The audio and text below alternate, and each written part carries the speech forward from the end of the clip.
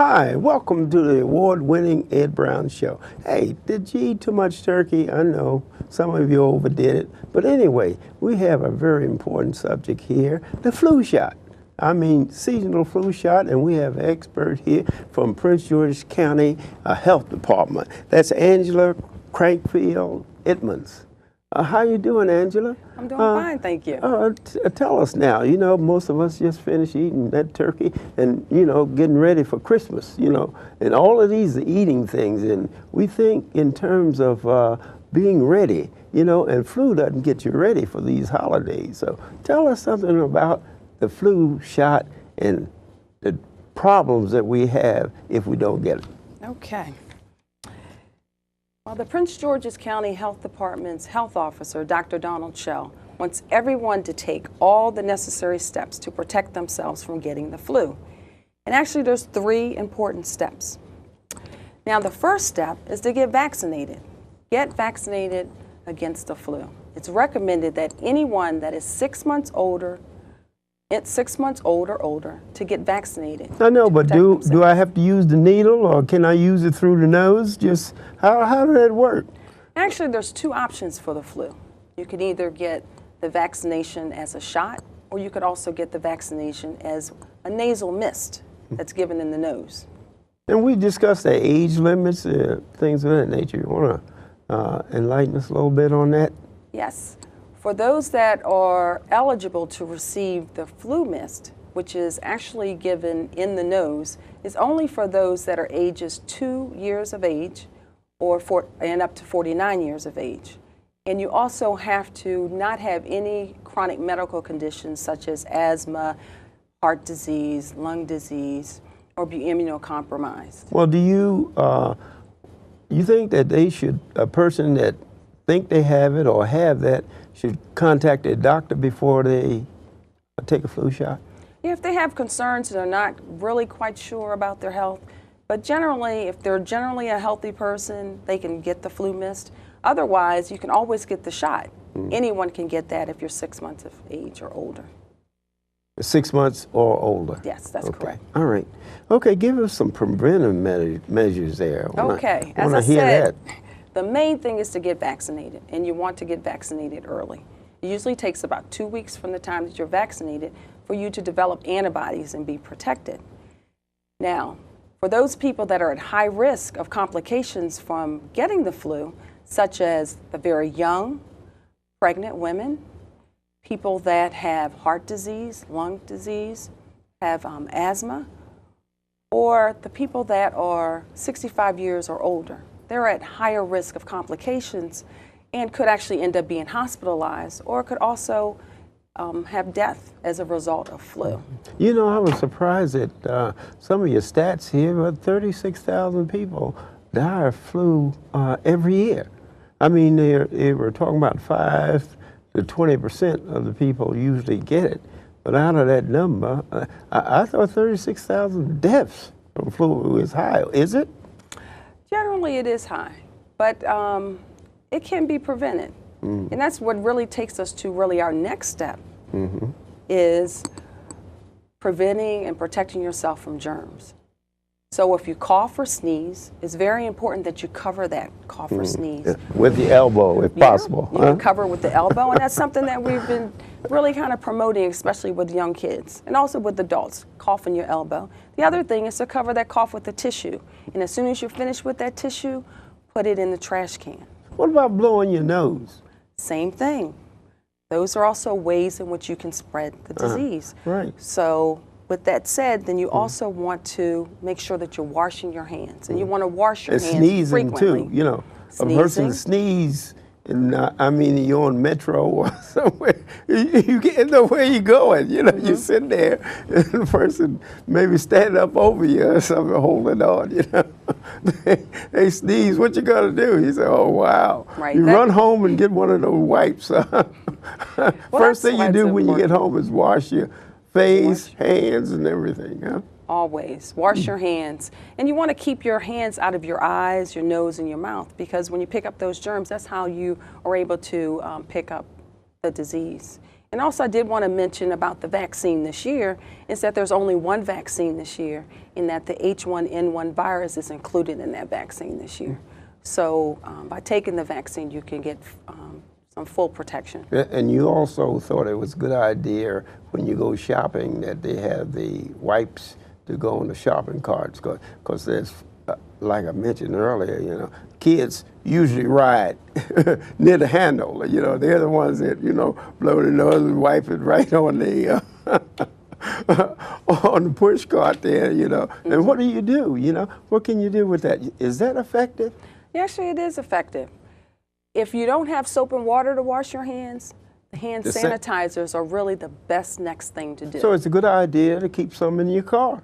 Yes, definitely. Right. Keep it in your purse, keep it in your pocket. If you can have it with you, it's great, because even when you go and shake people's hands, that's another opportunity to possibly pick up a virus, you know, or pick up a germ. So. Right. So let's continue with those items there. You're on 2. Okay. And also something that's very important that people forget about, and I know we need to send our kids to school, we need to go to work, but if they're sick, they really need to stay home. Stay home. They need to stay home. That goes for adults too. Yes, it does. You know, they pass it on at work too. Yeah, this goes for kids and also for adults, and it's recommended that at least you stay home for at least 24 hours after your fever has ended. And that, when I mean ended, that means without you having to take any fever-reducing medications. Because then we know at that point you're no longer considered to be contagious. What about going to the doctor? That's unnecessary? Well, if you're really sick, you've been running a fever for like more than 3 days, then you do want to consider going to the doctor.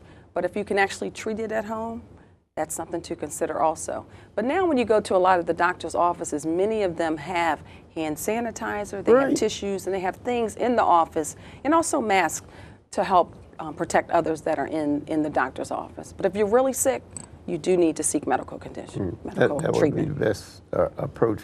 But preventive measures, what do they have in the schools now to do this with the youngsters, you know? Well, one thing that they do have is many of the classrooms, they have hand sanitizers, some of them have the hand soaps, and the schools are equipped with that and with paper towels. You know, I see some people take those hand sanitizers, and they, you know, steps generally have rails, and they go down, they put one on the hand, and they go down, because that's a place too that you can pick up something on a rail if you're going up and down steps. Doorknobs. Doorknobs, you're right. Telephones. Telephones. So anything that actually can have contact, you can possibly like I said, there's a problem too with the technical aspects of computer. You know what I mean? Different people use, let me use it, let me find this out, and they go there, they peck on your computer. What you don't want to make them feel bad is when they finish, you go down and wipe it. How you get around that? Well, it's still a good idea to wipe it down. And I think most people understand that you're really just trying to protect yourself. So don't feel funny about it. If you want to protect yourself, go ahead and wipe down your system. Well, tell me this, what about exercises? While you are, does that keep away the flu? Yeah.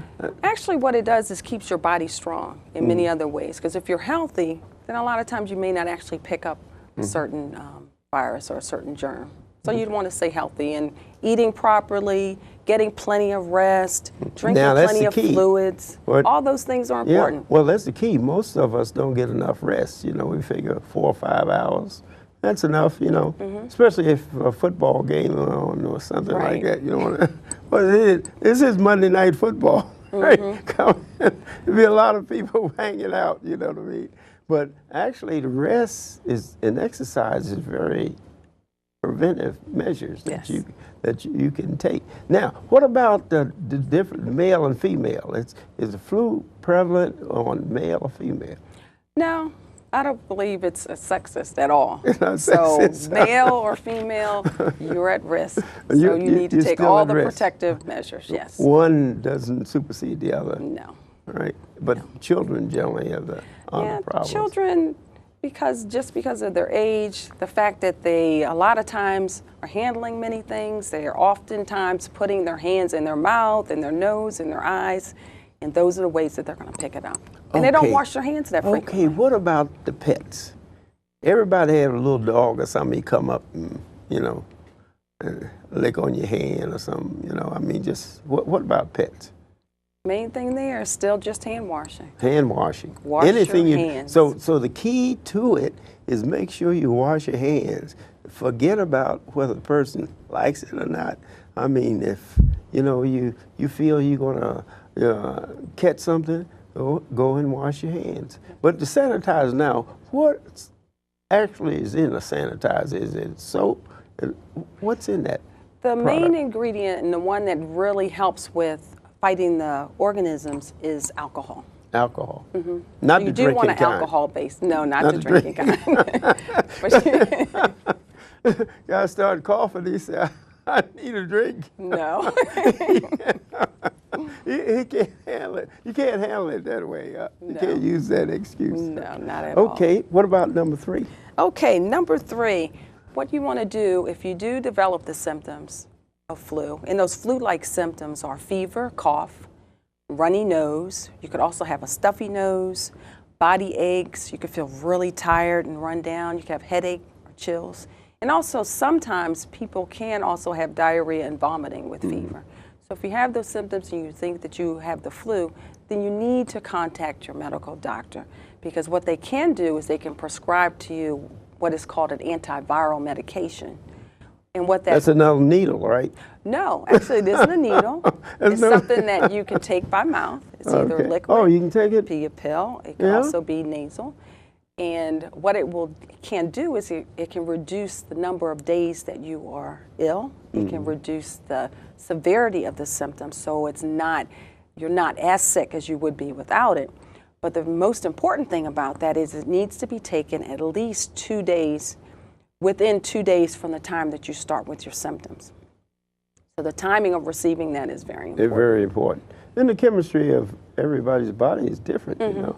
And I think in terms of nursing babies, what about that, women that are nursing children? Well, they normally will continue nursing, but they're unable to take certain medications while they are nursing. Right, So, that's what I was thinking. yeah, so it is really difficult. And that you bring up a good point there, is that for those people that are caretakers of the very young, because if they're younger than 6 months of age, they can't get vaccinated. So it's very important that the mothers, the daycare providers, the healthcare workers, that they all get vaccinated also, because you want to protect the people that you're going to be around. Hey, that's very good. Okay, we want to wrap this up. Tell us those points in 30 seconds. All right. Number 1, get vaccinated, and get vaccinated early. Number 2, protect yourself from germs. Wash your hands often and very frequently. Soap and water. If you don't have soap and water, use a hand sanitizer.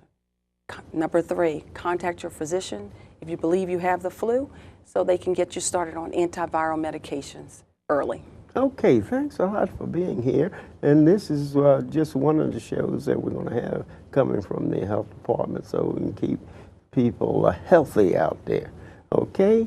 And what we want to do, we're going to have the doctor in here, and I think we're going to start talking about spring things that are going to happen maybe in June, let's see, maybe in February we'll start these series on health. And I want to thank you for being here and everything. And remember out there, hey, when you sneeze, make sure if you don't have anything around, use the sleeve. See you next time. In fact, we'll see you in another second. We have Bowie State. They won some kind of trophy. And hey, I'll put it out, and the coach didn't even bring the trophy. See you in a second. Hi, welcome back to the Ed Brown Show. Outstanding guests. This second half here, we have the new athletic director of Bowie State University, Anton Goff.